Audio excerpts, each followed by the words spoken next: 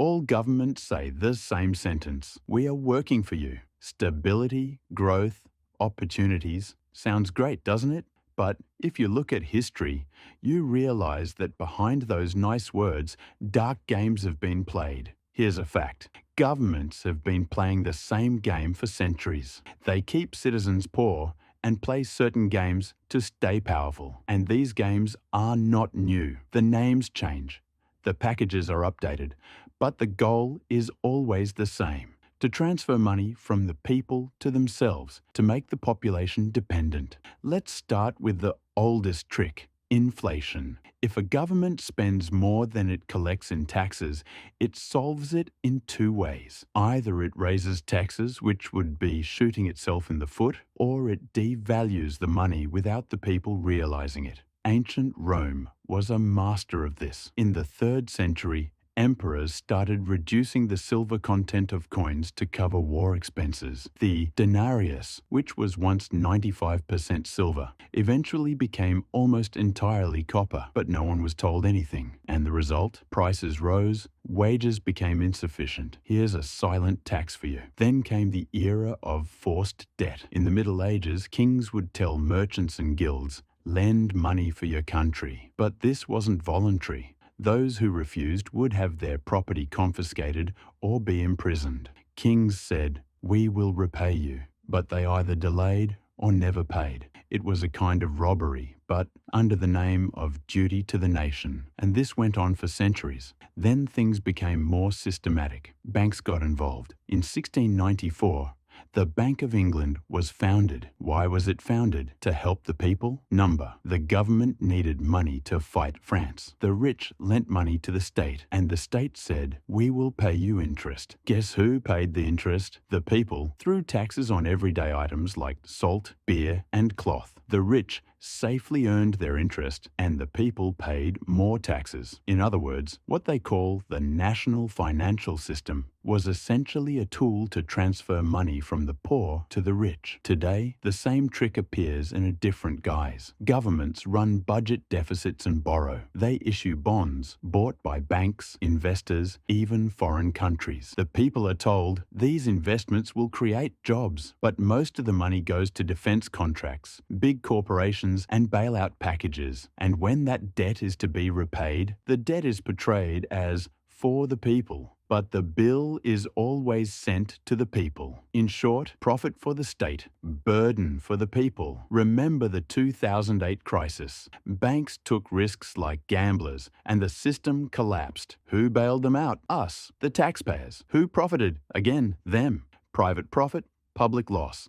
Then they said, "We saved the system." Actually, they only saved themselves. Pension systems, another trick. For a lifetime, they deduct from people's salaries claiming, "The state is saving for you." In reality, that money is spent immediately. The state just leaves a paper note. "We will pay you later." So today's retirees take salaries from future retirees. This is, politely put, a Ponzi scheme. But when you hear social security system, it sounds incredibly innocent, doesn't it? The essence of these tricks is always the same. Perception management. People are told inflation, economic growth, forced debt, duty to the nation, government debt, investment, bailout, stability, pension deductions, reform. But in reality, the result is always the same. The rich get richer, and the people pay the price. Remember the quantitative easing after 2008. Central banks printed trillions of dollars. They bought bonds, mortgage, anything they could. We were happy markets wouldn't collapse. Yes, the system was saved. But who benefited? The wealthy asset holders. Homes, stocks, and bonds increased in value. What did the middle class have? Salaries and rent. One side gained, the other lost. Money creation saved the rich and brought inflation for the people. Then came the era of hidden taxes.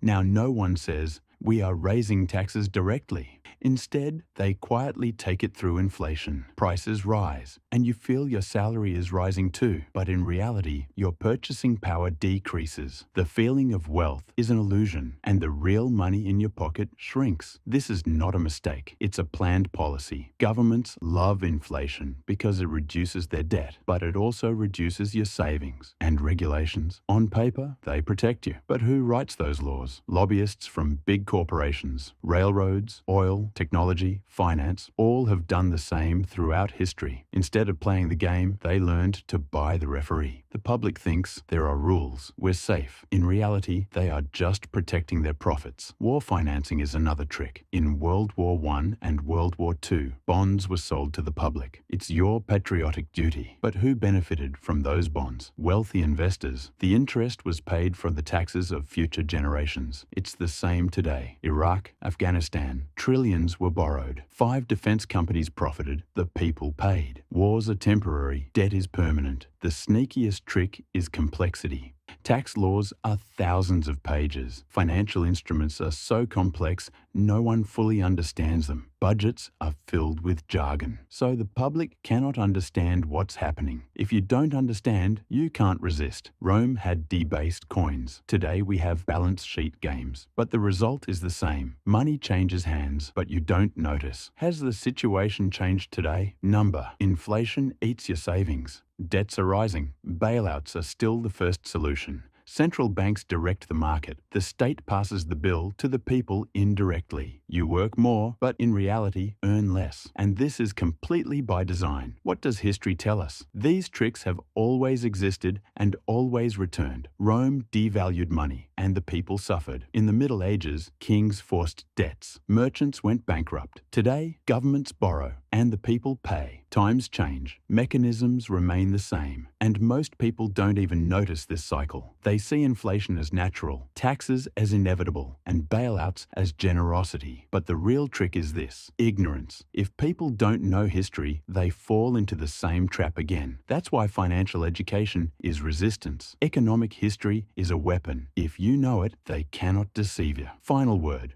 Don't be fooled by headlines. When they say stimulus, first check who benefits. Inflation is not bad luck, it's policy. Question who wrote the regulations. Invest in assets that will preserve their real value. And never forget, the system exists to protect itself, not you. History doesn't repeat exactly, but if you don't understand it, it crushes you. The tricks that melted Roman coins are now melting your pocket. The only difference is whether you notice it or not.